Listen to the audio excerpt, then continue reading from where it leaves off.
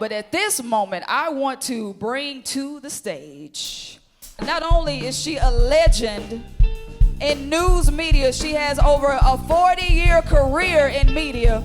She is my cousin. I want y'all to give it up for the one, the only Maggie Wade. Go this way. Give it up. Give it up.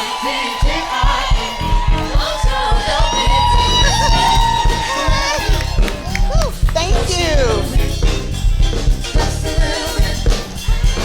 Come on, y'all. Love you.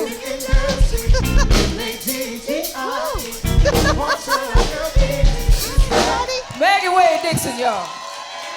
Woo. Well, you know we cousins, but I believe in Yes. giving folks their flowers, and I just want to present these to you while I can. Thank you. Oh, they're beautiful, and I love roses. Yeah, you looking good, cuz. I see you with the leather on, okay? I see you, cuz. Well, I have to try to make sure I keep up with you a little bit. Okay. A little bit. Well, you're doing that, and you have taught me well. So I'm just curious, do you prefer to interview or be interviewed? Interview, definitely. Okay, you're not nervous, are you? A little, because I don't want you to get me fired. So Maggie, what are your thoughts on Trump and MAGA? No, I'm just kidding. No comment. No comment. No comment. No comment. Yeah, it's fake news. Everything's fake news. Okay. So I don't know if a lot of people know your story, but I would love for you to share with us, like, who were you watching when you were young? Who inspired you to even get in TV? Wow. I didn't want to be in television. I thought I was going to be a corporate attorney. And, but I loved Diane Carroll. I just thought she was the most beautiful and graceful. And I used to always think, Lord, why wasn't she my mom? And then I could be in Hollywood with her. But I thank God he gave me the mother that I have, because she invented one call, that's all. She really did. Oh. She did. But I was at Mississippi College, and all my jobs ended up being in some form of communication, whether it was in the athletic department, and then I went on to WHJT, the radio station. Randy Bell at Miss 103 and JDX heard me on the air, asked me to come and interview with him, and I did, and they gave me 3 jobs. I was their marketing researcher, their weekend anchor, and also a radio announcer. So I had 3 jobs. Were they paying you for each of these? No. Oh, okay. No. And while I was there, a weather opening came up at WLBT, and I went and auditioned, and they didn't call me back for 3 months. So I was like, okay, that's it for that, because I didn't want to, I just felt like this was going to be a means to an end, to help me work my way through law school and this kind of thing. But they called me back, I didn't want to go, and one of my cousins, our big family, said, that is a foolish decision, you need to go. An hour later, I had the job, and I've been there now 43 years.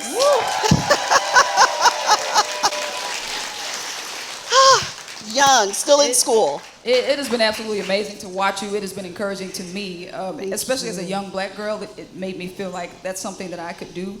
And I'm just wondering, did you ever have those feelings? Because we know black folks, weren't allowed on television back in the day. Did it take you a while to feel like you belonged?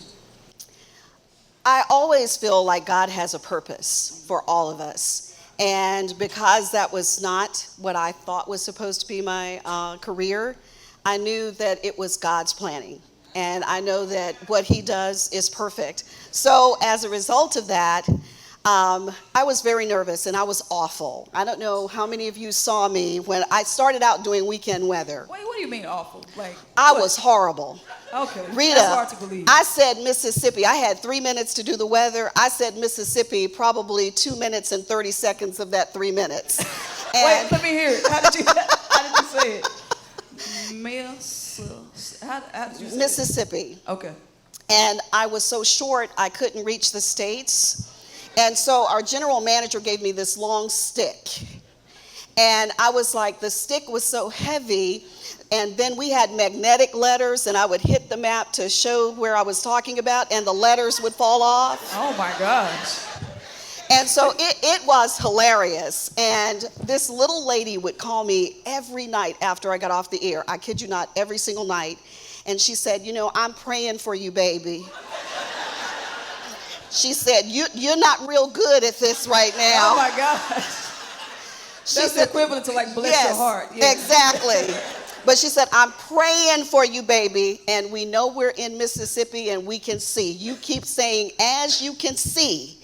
And she said, and you keep saying Mississippi. So the last time she called me, she said, I'm not calling you anymore. And I said, oh, no, why? She said, you're okay. You're okay. You got it. She said, you're wonderful. okay. So. You have been honest on social media sometimes about folks who sometimes message with less than kind comments, whether it be about your hair or something that you have on. My weight. Yes, your weight. Yes. Will you give us permission to nuck if you buck on your behalf? You don't have to. We will, I know you're kind and graceful, but. Yes. Well, it's not necessary because all things work for the good. So. Yes. Hurting people tend to try to hurt other people. And I have to say, when I got probably one of the meanest emails I've ever gotten in my career, you and your mom were two of the first people that I heard from. Yes. Rita came to my defense so fast. And let me tell you, I prayed for her, and I prayed about the message. Because at first I thought, where is Ashton Kushner? I was like, somebody is punking me. Yeah. I was like, this is a joke. I was like, this is not real. And I looked around the newsroom and I said, okay, who sent this email? And then I realized that it was a real email. And it hurt. It stung because anybody tells you that your weight is offensive. Oh, yeah, that's nasty. I was like, okay, this goes beyond body shaming. Somebody has hurt her. Yeah. And so what I wanted to do is encourage and uplift her because it was obvious that she was already hurt. But let me tell you, you know our family.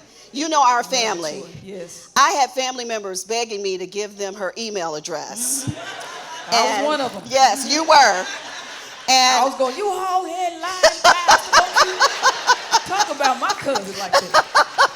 Yes. And I was like, and one side of my family said, well, we use guns, and the other side said, we use knives. And I was like, no, our cousin is the police chief. This will not work out well. So, but it worked out. It worked out, and I never heard from her again. I didn't have to say anything. All of you said it for me, so, thank you. Yes. We're your angry translators. Yes. But that's wonderful, and that's just one of the reasons why I love you. You're always graceful. You are the same on TV and off. Sometimes that's not the case. You meet people off TV and they're just not as nice, but you are so consistent with your personality. Now, we know that we live in Jackson, and sometimes the things that we face in the city can be challenging. Yes. I wonder always, how do you decompress? How do you separate some of the hurt that you read on the air and then try to go home and have some kind of joy? How do you deal with that? I always say I can only do the news because I know the good news. Okay, and it is hard. It is. Some nights I go home and I have to cry because I try not to cry at work. There are days that I want to go back home and just get under the covers and not come out. I think it hurts my heart most to see how cruel and evil we can be towards each other. Yeah. The crime stories are the hardest for me. But what I recognize is that the way we communicate it as journalists, and I often have to tell people, I'm not a news personality. I'm a news journalist, and there's a big difference. Yes. Personalities can give their own opinions. They can do that. That's not what I do. What I try to do is give people the facts. And you make up your own mind because you're smart enough to do that. That's not my job to tell you how I feel about something, but it is my job to make sure that I get both sides. Yeah. And give that to you. And, one of the things that I'm seeing more and more is that people, especially when it comes to the violence, you need to see those families. You need to see the pain. You need to see what has been taken away from them. And then you can relate to it, because sometimes we get so caught up in ourselves, we forget to be compassionate and have empathy for other people. And when you see the faces and the pain and you can feel their grief, it makes a difference. So it's not that, we're running and trying to do that, but I think especially in these times, people need to have a face with what's going on in our community. Yeah, absolutely. I wonder, you're in news, and I'm sure you have seen the shift from when you started as a young journalist to now. Do you feel like the news is still about information, or is it more about sensationalization? Well, I know for our station, and I'm sure for Kayla, we don't go for sensationalism. I learned from some of the greatest journalists in this business. And unfortunately, because of the way people are, you don't have to sensationalize it. You just put it out there. And because of the things that are going on, you don't have to add to that. And that's not what we're supposed to do anyway. What I worry about and what I don't like to see is when we make the news about ourselves. Okay. Because it's not about us. It's about the people. And we are servants of the people. And so we should never make the news about ourselves. You don't ever see me in a lot of my stories because you see me. It's not about me. It's about the people that I'm talking about. And so whenever it gets to the point that it's about you, then it's time for you to go home. Yeah. All right. You better preach. But I'm old, so hey. You're not old. I was going to ask when you retire. I don't know that you're even thinking about it, but you were in A Time to Kill, so you do have some acting chops. Yeah. What are your plans post-retirement? Well, according to my granddaughter, I'm going to be her Uber driver, her social secretary, and her personal chef. Okay. So she wants me to retire to do those things, but I've started writing some books. I'd like to finish those. Oh, that's plural? Yes, I've started on 3. Okay. And I'll tell you the title of one of them is Don't Make Me Put My Hair in a Ponytail. Yeah, that's the Maggie I know. Okay. Okay. And let me tell you, I got that from a lady who was shorter than me who worked in our studio. Her name was Wanda. And every time the guys would act up, she said, okay, I'm going, Mama, don't make me put my hair in a ponytail. Yeah. And so I just adopt, because we can use that in all of our lives. There are times that we just need to put our hair in a ponytail and get down to business. Absolutely. So, and that's what she meant by that. So that's one of the titles. And the other one is God has brought you through the fire, don't sit in the ashes. Ooh. We need to get a copyright on that real quick.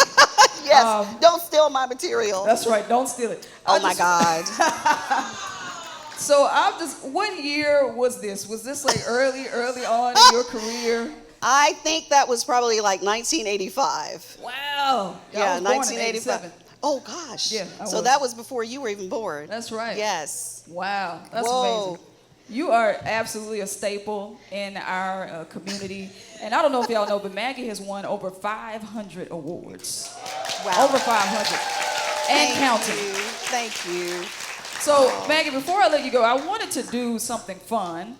Yes. You are the ultimate professional when you are reading these headlines, and sometimes things are very interesting. And so I want you to read some headlines, but I need you to keep a straight face, okay? Okay. Yes. Can you see that? I got it. All right. And in my news voice? Yes, in your news voice, please. Okay. Here we go. Breaking news tonight, in an effort to reduce the Jackson mayoral pool, all candidates will have to race each other at Hughes Field. That means Chokwe Lumumba will win again. This just in, Thalia Hall is being relocated to Madison, Mississippi for renovations. All Jackson residents will have to pay a tariff to attend shows there. Tonight at 10, in a major DEI sweep, all black-eyed peas and black beans are being replaced with white vinegar and white rice in grocery stores worldwide.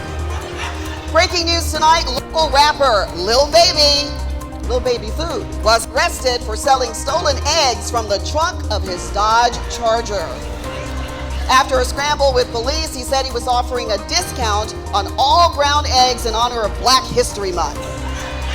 Coming up tonight at 10, a man in Pearl was detained after robbing a bank with nothing but his musty armpits. We're investigating. He tried to tell her to press the button, and he flapped his arms, and they each fainted one by one. Breaking news tonight, the Mississippi State Fair is banning all workers who don't have teeth, which means the fair is canceled this year. Coming up tonight at 10, Capital City Police announced they will arrest anyone who drives under that Monument Street Bridge when it rains and floods. And finally tonight, a local city councilman calls Rankin County no. A hog-head lion bass. No.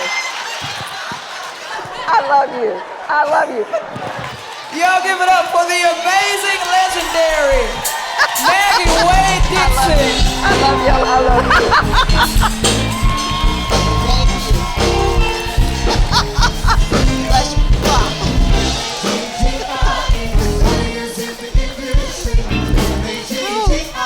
Thank you. Am I right here?